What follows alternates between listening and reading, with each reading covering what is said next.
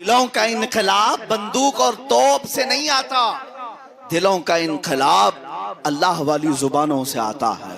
और वो अल्लाह ताला ने उलमाए रब्बानियीन को अता किया।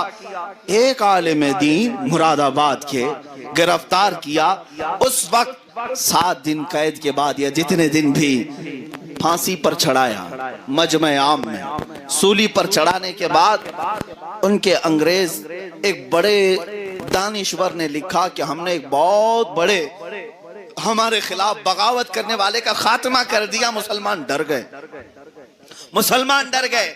मॉब लिंचिंग करके इसकी वीडियो क्यों फैलाई जाती है? ये आज की तारीख नहीं, ये मॉब लिंचिंग तो कूफा में भी हुई थी।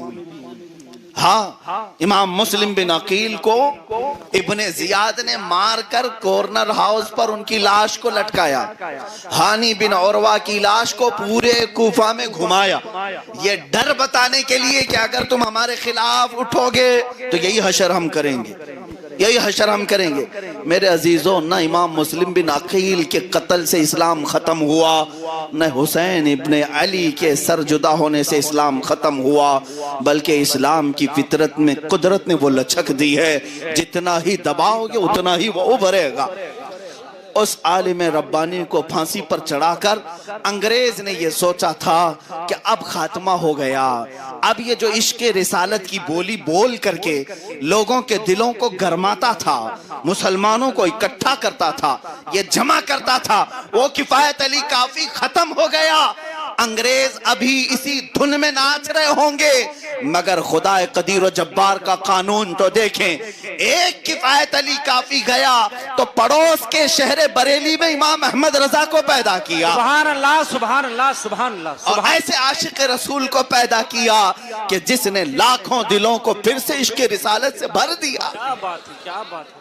जो मुरझाए हुए दिल थे फिर से ताजा किया। तुम ये समझते हो कि किसी आशिक रसूल का खात्मा करके या किसी दीन मुस्तफा के हक बोलने वाले आलिम रब्बानी का कत्ल करके इस्लाम का खात्मा करोगे? मुमकिन नहीं, मुमकिन नहीं। अल्लाह ताला हुसैन के वारिसों को हर जमाने में पैदा करेगा, हर जमाने में पैदा करेगा। और हमें नहीं चाहिए तुम्हारी कोई ताकत, हमें नहीं चाहिए तुम्हारी कोई कुर्सी, हमें नहीं चाहिए तुम्हारी कोई सियासत।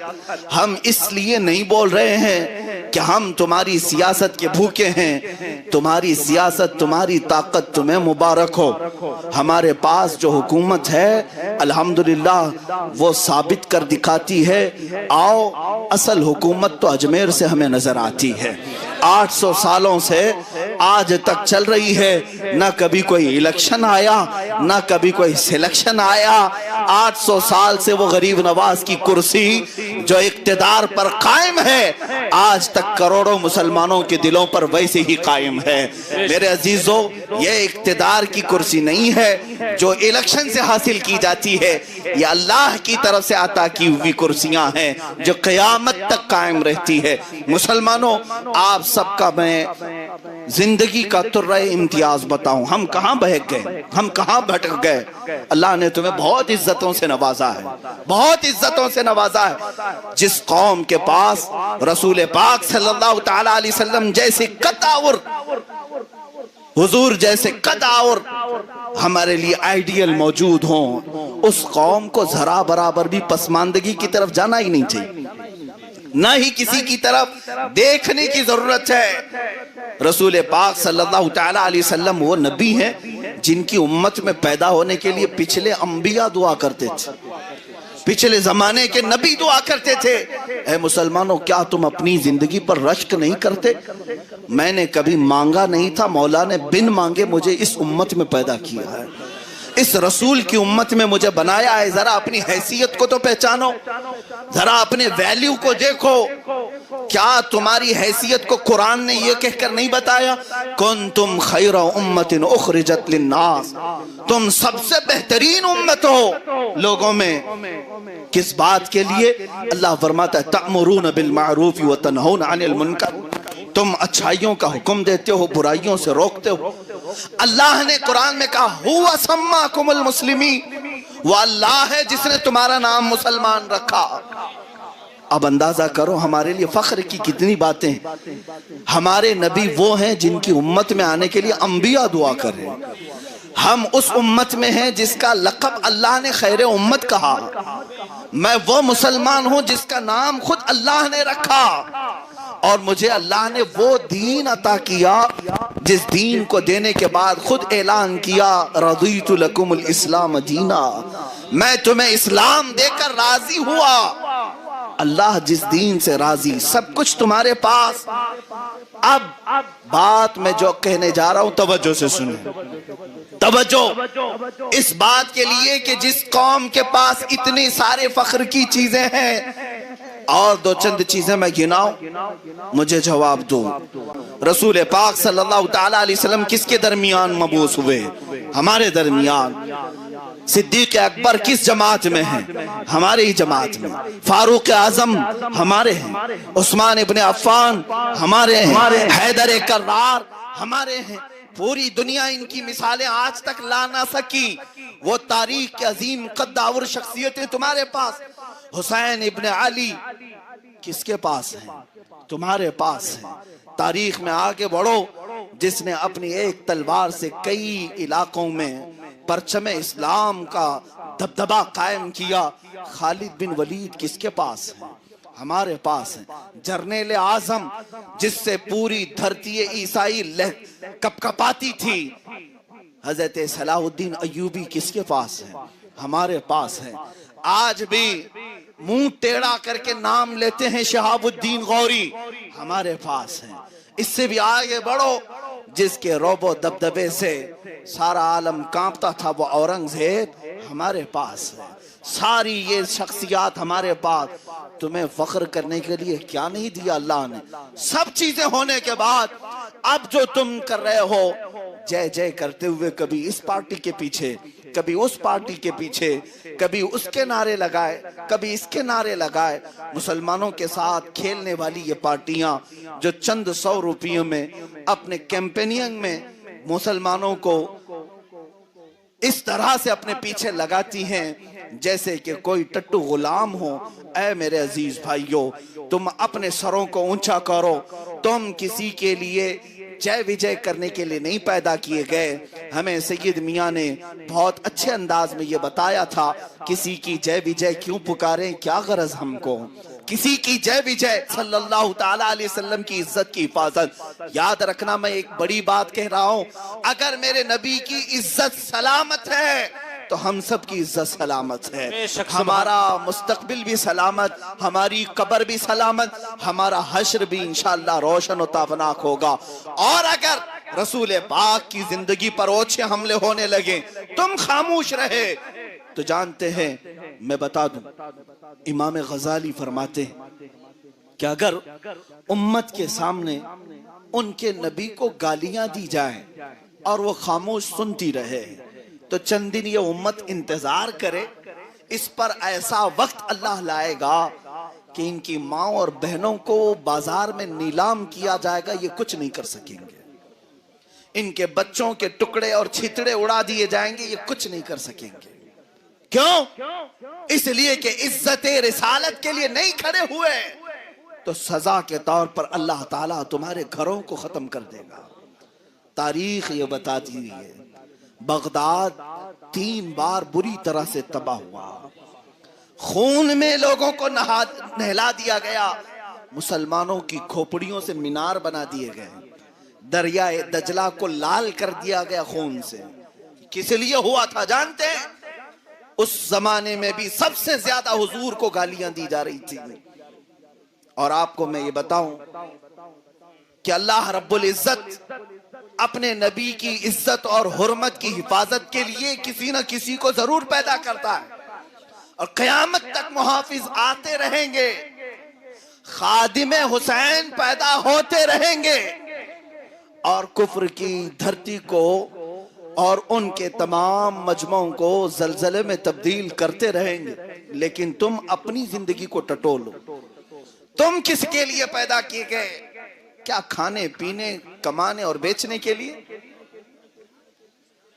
आपकी तवज्जो है मेरी तरफ? मैं बात रसूल करीम सल्लल्लाहु अलैहि वसल्लम की कर रहा हूं। महफिल रसूल में ये तसव्वुर होना चाहिए, इतना अदब हो, इतना अदब कि हम सुन्नी हैं अल्हम्दुलिल्लाह। हमारा अकीदा ये होता है कि हमारी महफिलों में खुद रसूल पाक तशरीफ लाते हैं। जी बेशक बेशक। तो जिस कौम का यह अकीदा हो उसे तो अदब के आला पैमाने पर उतरना चाहिए, किसी भी चीज पर इधर उधर तवज्जो ना जाए। हत्ता कि इमाम मालिक रज़ी अल्लाह ताला अन्हु दरसे हदीस में बैठे थे, हदीस पढ़ा रहे थे और शागिर्दों ने देखा कि उनका चेहरा जर्द हो गया, पीला हो गया, फिर भी हदीस पढ़ाते रहे, हदीस बयान करते रहे। काफी देर जिस्म पूरा पीला होने लगा, फिर उठ करके अंदर गए। जब दरसे हदीस खत्म हुआ तो शागिर्द भी पीछे दौड़े कि ये चेहरा क्यों बदला था। तो उन्होंने अपना जुब्बा उतारा तो पीठ पर एक काला बिच्छू डंक मार रहा था। शागिर्दों ने खींच कर निकाला, जहर चढ़ गया था। आपसे कहा गया आप हदीस पढ़ाने के वक्त अगर बिच्छू के चलने का एहसास हो गया था, खड़े क्यों नहीं हो गए, आप बताए क्यों नहीं।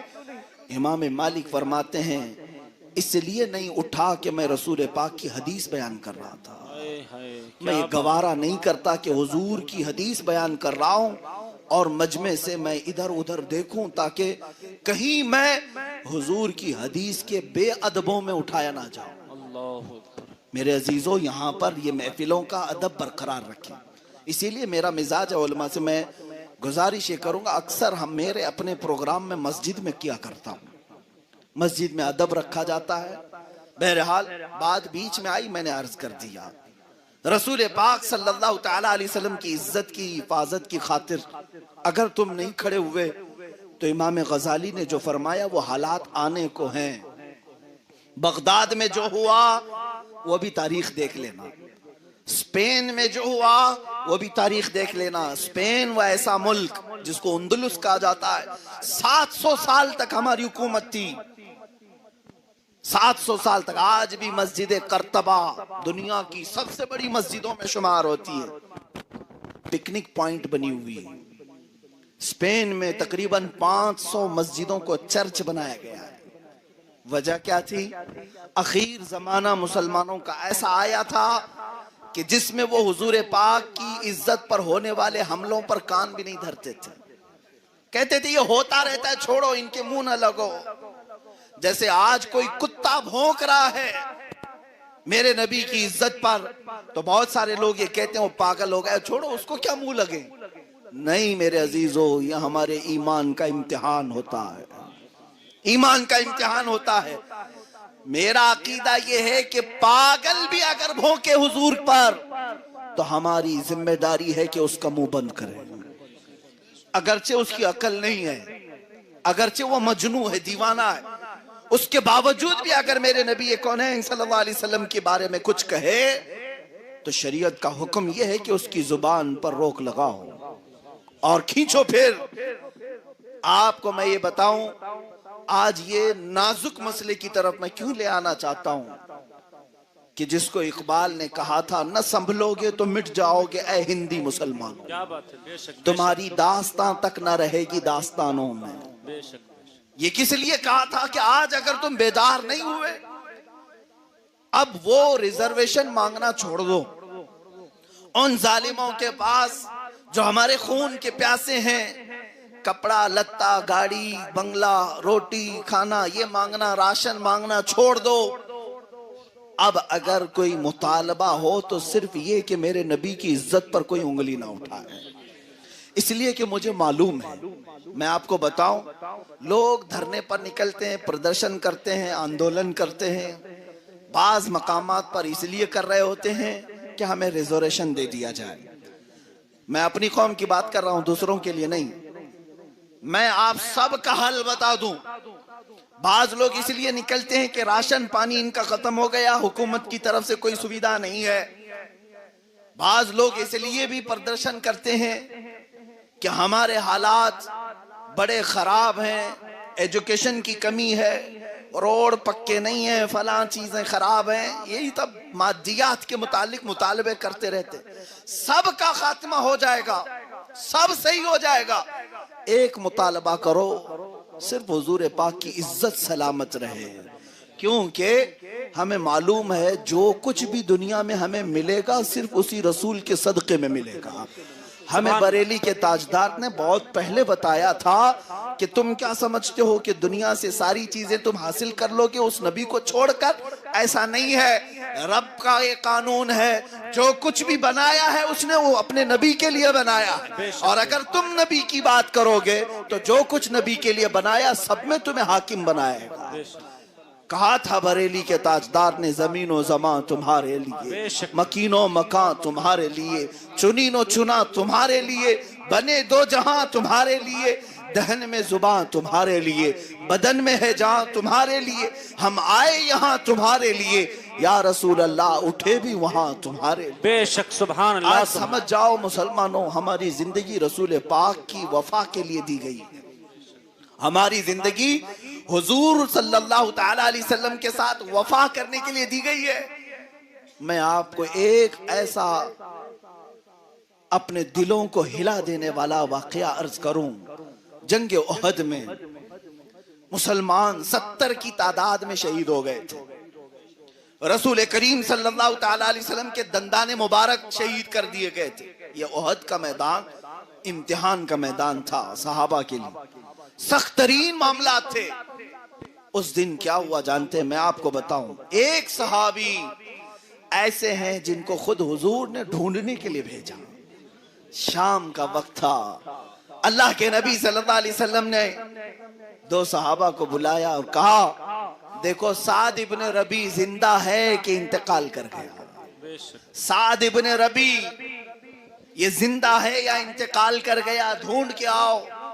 2 सहाबा कहते हैं, हम ढूंढने के लिए निकले कि साद ये जिंदों में है या जख्मियों में है या फिर शहीद हो गए।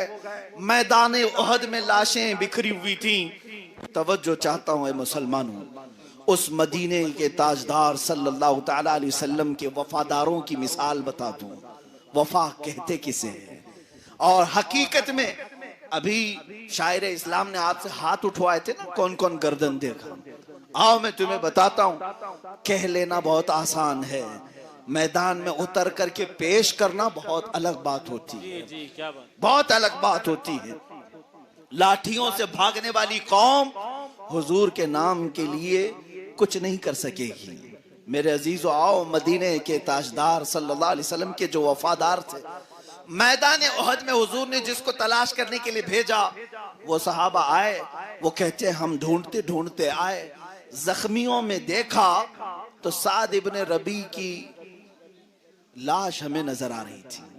साद इब्न रबी जिसको ढूंढने के लिए मेरे आका ने भेजा, उनके पैरों से हमने पहचान लिया, लेकिन इस हालत में कि उनके ऊपर 6-7 लाशें थी।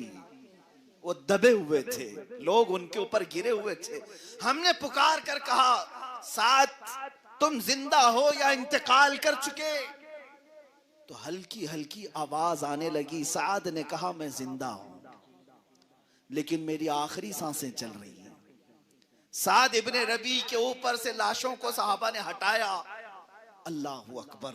ये साद इब्ने रबी कौन है जानते हैं? रसूल पाक सल्लल्लाहु अलैहि वसल्लम के ऐसे वफादार सहाबी कि हुजूर उन्हें साथ रखा करते थे। अक्सर पूछा करते थे कि साथ कहां है? वो सहाबी जब वहां मैदान उहद में गिरे हुए हैं, किस हालत में जानते हैं? जो सहाबा देखे वो कहते हैं जिस्म में कोई हिस्सा बाकी नहीं था जिस पर तलवार ना चली हो, जिस पे नेज़े ना लगे हो, जिस पे नेज़े ना लगे हो। 12 नेज़े उनके जिस्म पर चुभे हुए मौजूद थे, जिनको निकालने वाला कोई नहीं था। साद इब्न रबी, लेकिन अभी भी सांस बाकी थी। तवज्जो चाहता हूं मुसलमानों, आज मुस्तफा करीम सल्लल्लाहु अलैहि वसल्लम की बात आती है तो आए काए करते हैं हम। साद इब्ने रबी के जिस्म पर 12 नेज़े लगे हैं। साहबी कहते हैं कि उनका पेट फटा हुआ था, पेट फटा हुआ था। अब जिंदगी की कोई उम्मीद नहीं, लेकिन आवाज आ रही थी। वो करीब गए, कहा कि साद तुम्हें मुबारक हो, हम यूं ही ढूंढने नहीं आए, मुस्तफा करीम सल्लल्लाहु अलैहि वसल्लम ने हमें भेजा है। क्या बात। उन्होंने कहा, क्या मेरा नाम लेकर के भेजा? उन सहाबा ने कहा, हाँ कहा मुस्तफा करीम सल्लल्लाहु अलैहि वसल्लम ने कि साद को देखो।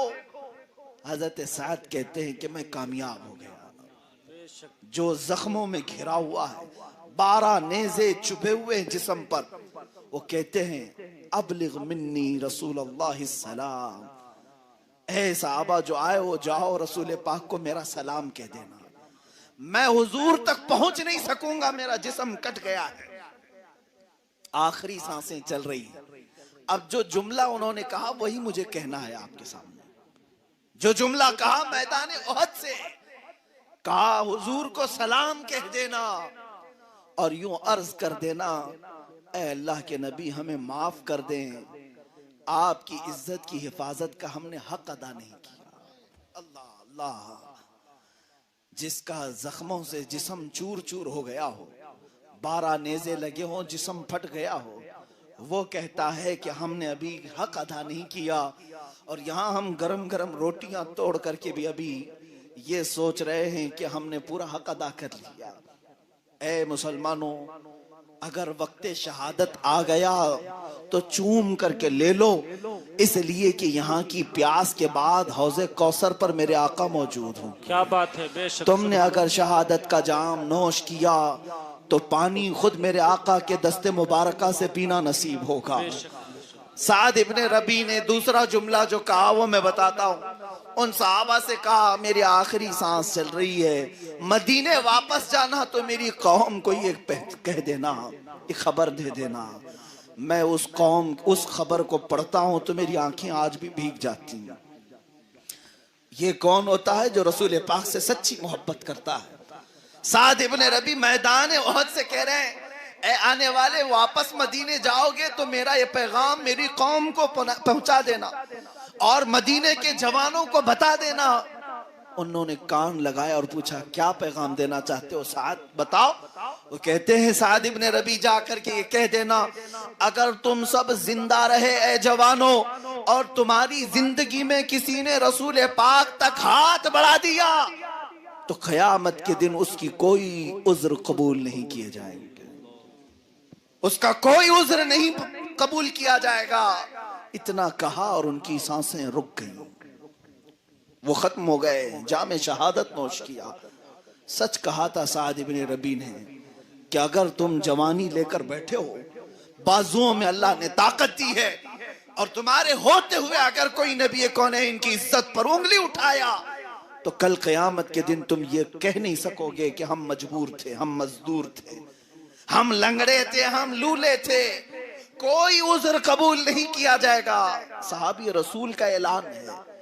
तुम क्या समझते हो कि आज मेरे साथ हालात बहुत अलग हैं, ऐसे नहीं है वैसे नहीं है। जहां हो वहीं से आवाज उठाओ कि मैं हर चीज बर्दाश्त कर सकता हूं, मुझे भूख में कैद में रख लो और मार डालो, लेकिन मेरे नबी कौनैन की इज्जत और हुर्मत पर उंगली उठाओगे, मैं चटाई पर बैठ करके भी चीखूंगा और पुकारूंगा, इसलिए कि मेरी अगर जान बाकी है तो सदक़े रसूल में बाकी है। बेशक सुभान अल्लाह। यही जज्बा मैं तुम्हें देने आया हूं।